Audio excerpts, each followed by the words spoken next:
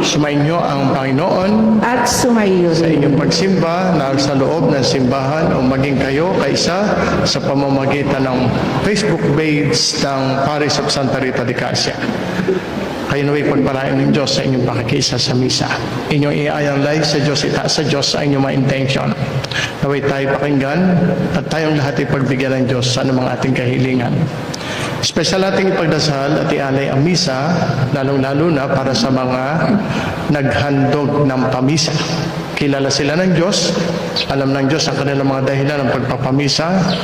Magbunga nawa ang kanilang pagpapamisa sa kanila at sa kanilang pamilya ng pagpapala.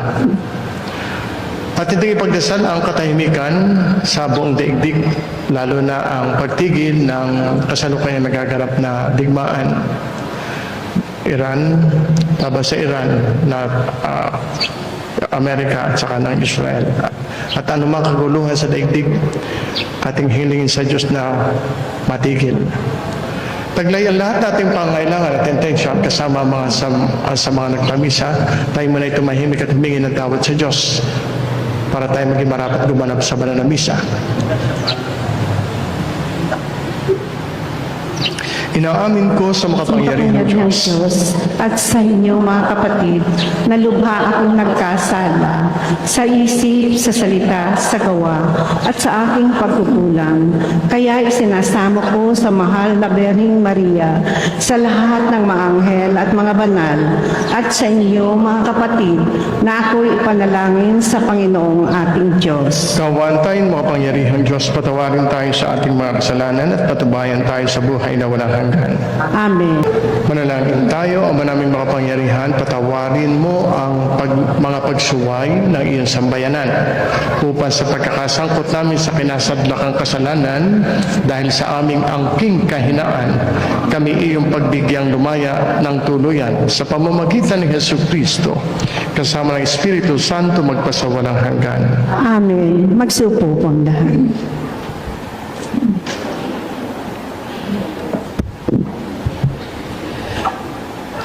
Pagbasa mula sa aklat ni Propeta Jeremias.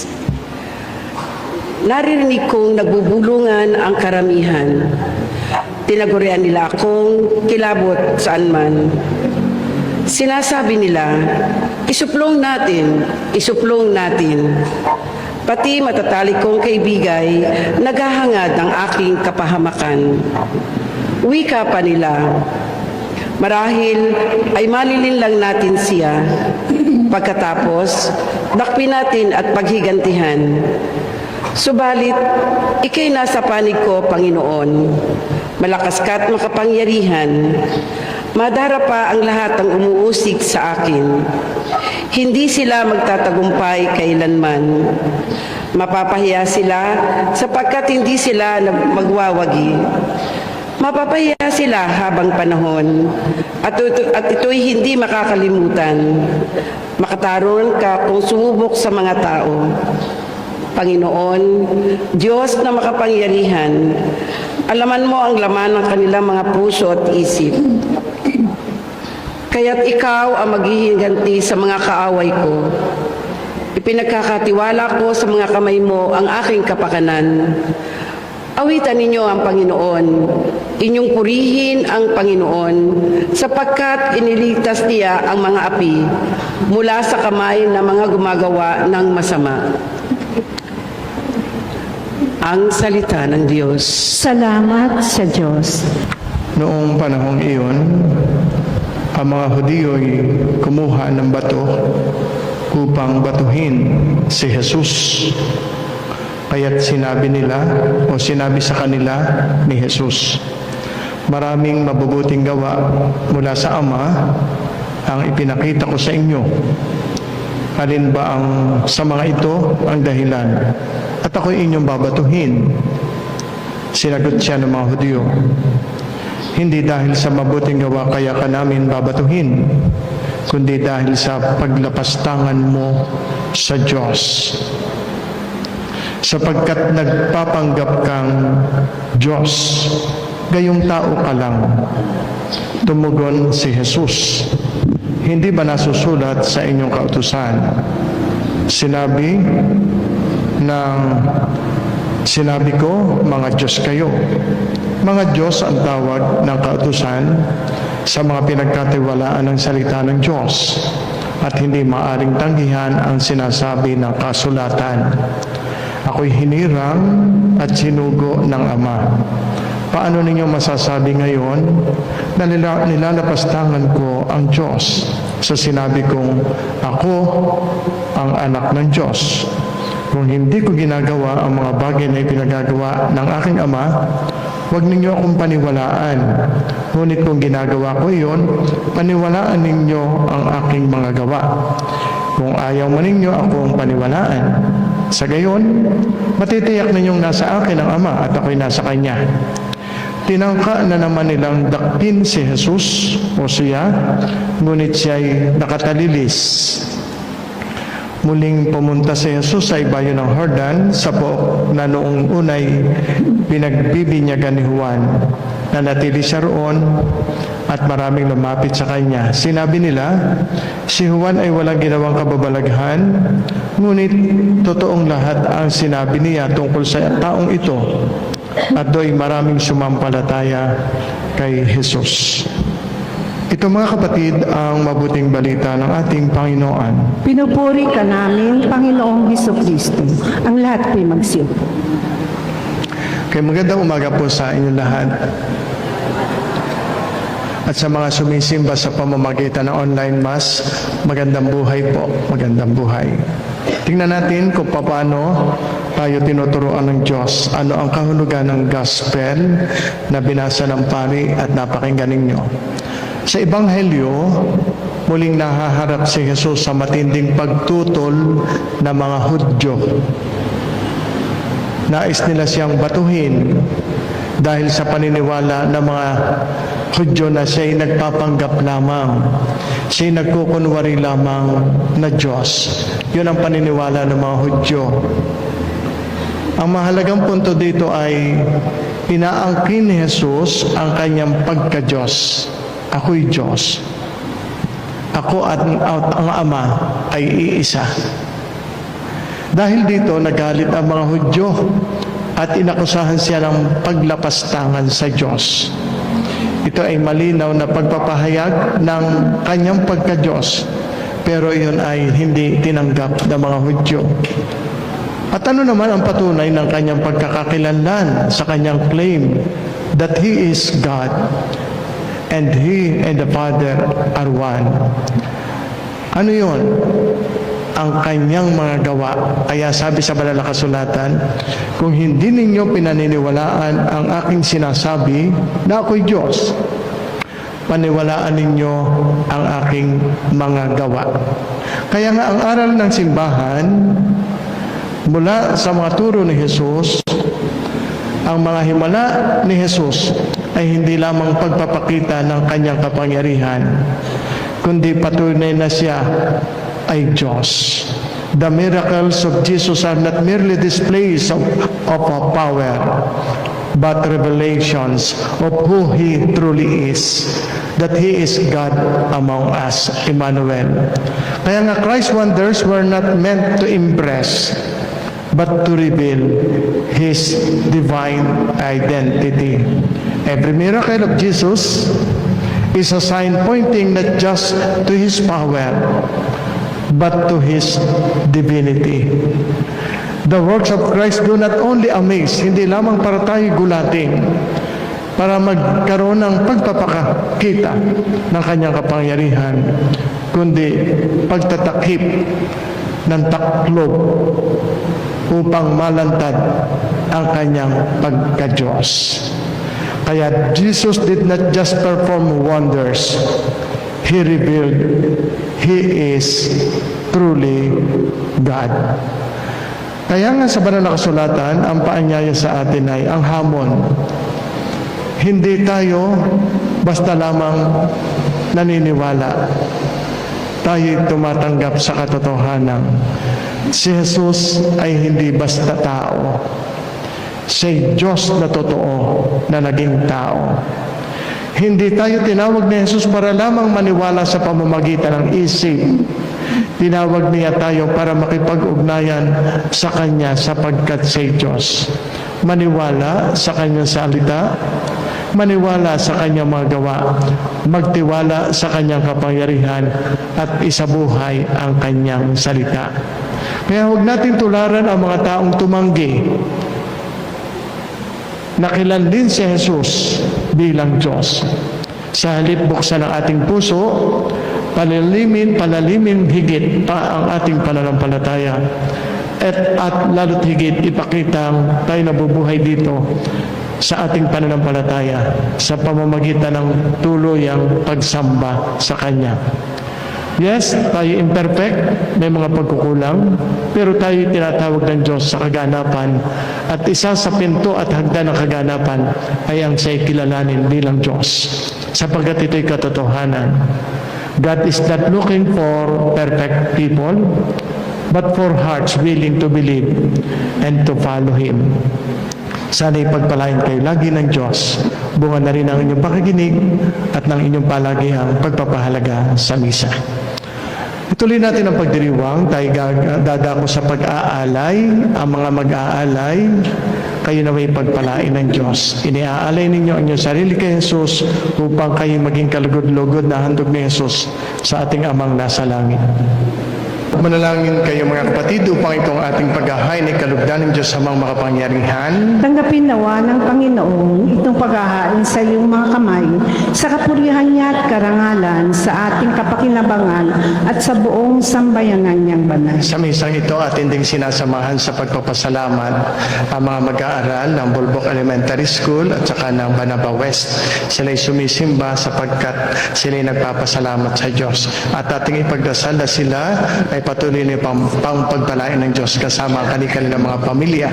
At pinupuri ng pari, pati ang mga guro na pinili nilang magkaroon ng misa at pakatalo sila sa misa bilang pagpapasalamat nila sa Diyos. Tama po iyon. Manalangin tayo. O manaming makapangyarihan, o Ama namin lumikha, ipagkaloob mong kami ay maging laging marapat para ang paglilingkod sa iyong dambanay aming maganap upang sa paglahok namin lagi dito kami maligtas sa pamamagitan ni Jesucristo kasama ng Espiritu Santo magpasawalang hanggan. Amen. Sumainyo ang Panginoon. At sumairin. Itaas sa Diyos sa inyong puso at diwa. Itinaas na namin sa Panginoon. Pasalamatan natin ang Panginoong ating Diyos. Marapat na siya ay pasalamatan. Ama naming makapangyarihan, tunay nga marapat na ikaw ay aming pasalamatan sa pamamagitan ni Jesucristo na aming Panginoon. Sa pagpapakasakit ng giliw mong anak, ang sangkatauhay minarapat mong magpahayag ng iyong dakilang pag-ibig sa lahat na pawang nais mong tubusin ng Mesiyas. Sa harap ng iyong kadakilaan, kapusan dila naming magsaysay sa pag-ibig na makapangyarihang sa krus ay itinanghal. Sa krus ipinasyang patawarin ang mga tao. Sa krus nagtagumpay ang ipinakong Kristo. Kaya kaisa ng mga anghel na nagsisiawit ng papuri sa iyo nang walang humpay sa kalangitan, kami nagbubunyi sa iyong kadakilaan. Ama naming banal, ikaw ang bukalanta ng kabanalan kahit sa pamamagitan ng Espiritu. Gayun mong banal ang mga kaloob na ito upang para sa amin maging katawan at dugo ng aming Panginoong Jesucristo. Bago niya pinagtiis ang kusang loob na maging handog ginawa kaniya ang tinapay, pinasalamatan kaniya. Pinaghati-hati niya iyon. Iniabot sa kanyang mga alagad at sinabi, tanggapin ninyong lahat ito at kanin. Ito ang aking katawan na ihahandog para sa inyo.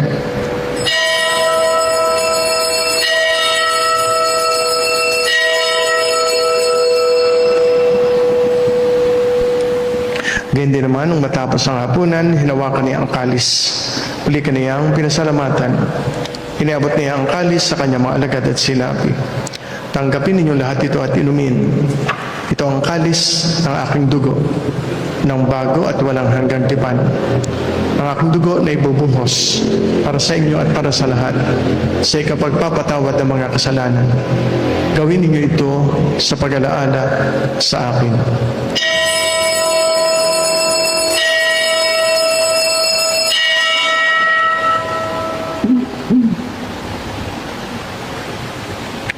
Sama-sama nating ipagbunyi ang misteryo ng ating pananampalataya. Ama, ginagawa namin ngayon ang pag-alaala sa pagkamatay at muling pagkabuhay na iyong anak at tiniaalay namin sa iyong tinapay na nagbibigay buhay at ang kalis na nagkakaloob ng kaligtasan. Kami nagpapasalamat dahil kami iyong minarapat na tumayo sa harap mo para maglingkod sa iyo.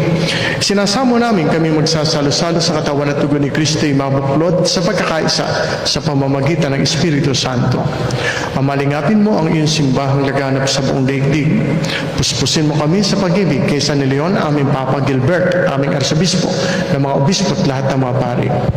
Alalahanin mo rin ang mga kapatid naming nahimlay na may pag-asang sila'y muling mabubuhay.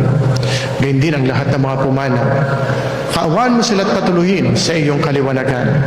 Kaawaan mo at pagindapatin kaming lahat na makasalo sa iyong buhay na walang wakas. Kay isa na mahal na Birheng Maria, Ina ng Diyos, ni San Jose na kanyang kalinis na linisang esposo, kaysa ng mga apostol, ni Santa Rita ng Cassia, aming patrona, lahat ng mga martir, lahat ng mga banal, na namuhay dito sa daigdig ng kalugod-lugod sa iyo.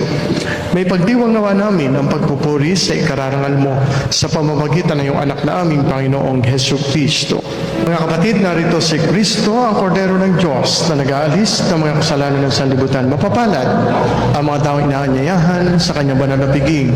Panginoon, hindi ako karapat-dapat na magpatuloy sa iyo, ngunit sa isang salita mo lamang ay gagaling na. Sa pakikinabang sa komunyon, ang tinatanggap natin ay hindi sagisag, hindi rin simbolo, kundi totoong Diyos.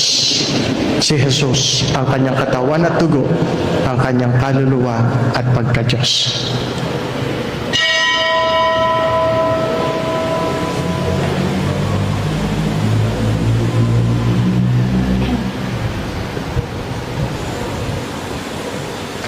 Katawan ni Kristo, Amen. manalangin tayo. Magsitayo po ang lahat. Ama naming mapagmahal, huwag nawang maparam sa amin ang bungang walang baliw ng pinagsaluhan naming paghahain.